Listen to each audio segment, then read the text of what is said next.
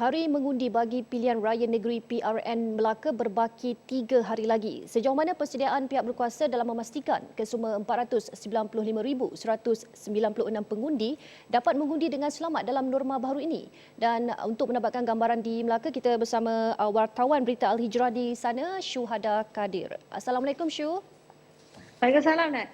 Baik Syu, sejauh mana kemeriahan kempen dalam suasana norma baru yang dijalankan setiap parti bertanding? Ada laporan yang agak-agaknya kurang enak didengar Syu?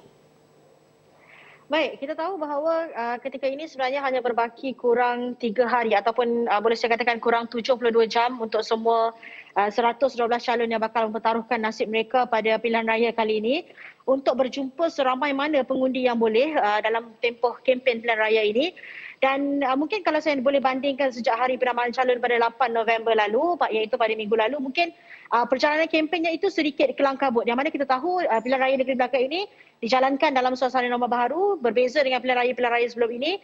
Mungkin calon-calon terkekang dengan SOP-SOP yang telah digariskan oleh Suruhanjaya Pilihan Raya yang mana menuntut kreativiti mereka untuk menjalankan ataupun untuk mencari kaedah baru dalam mematuhi SOP yang telah digariskan ini. Dan bercakap soal laporan-laporan yang diterima berbanding jika saya boleh kongsikan sejak pada 8 November lalu, iaitu sejak hari penamaan calon lalu, sehingga kini pihak polis telah mengeluarkan kira-kira 16 kompaun yang melibatkan jumlah 198,000 kepada penganjur-penganjur parti politik mungkin. Dan semua kompaun ini dikeluarkan kebanyakannya adalah pada minggu lalu, yang mana pada minggu lalu mungkin calon-calon masih belum faham dengan SOP-SOP yang telah digariskan. Sebenarnya cabaran ini bukan kepada calon-calon yang bakal bertanding sahaja, tetapi juga kepada penyokong-penyokong parti politik yang masih keliru ketika itu dengan SOP yang telah digariskan oleh SPR. Bagaimanapun pada minggu ini, 3 hari sejak hari Isnin lalu, perjalanan kempennya mungkin sedikit smooth, saya boleh katakan, sedikit lancar berbanding pada minggu lalu, yang mana perjalanan kempen dilakukan dengan SOP yang telah ditetapkan, yang mana kita tahu bahawa antara SOP yang digariskan oleh SPR ialah tidak boleh mengadakan walkabout, tidak boleh mengadakan pertemuan secara bersemuka, yang mana calon-calon hanya boleh melakukan kempen secara menggunakan pembesar suara, menggunakan kenderaan seperti van, lori dan juga bas contohnya. Dan antara lain juga kita tahu bahawa calon-calon juga hanya boleh mengedarkan risalah di kediaman-kediaman pengundi tanpa bersemuka dengan pengundi-pengundi di kawasan Dewan Undangan Negeri masing-masing, Nazira.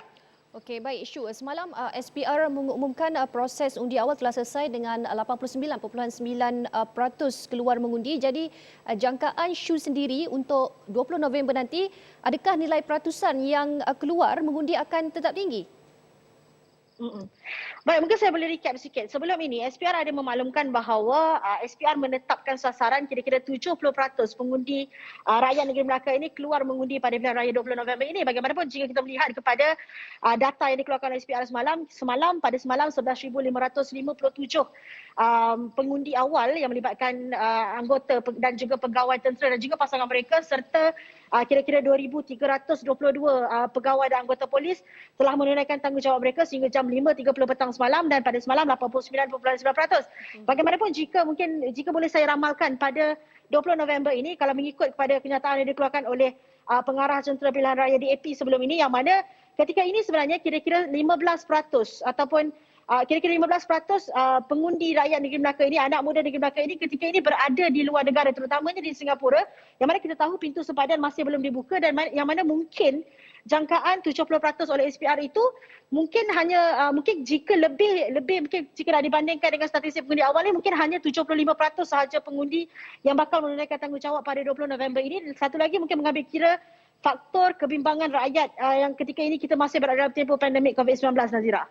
Baik, terima kasih Syuhada Kadir atas laporan itu tadi. Selamat menjalankan tugas di sana.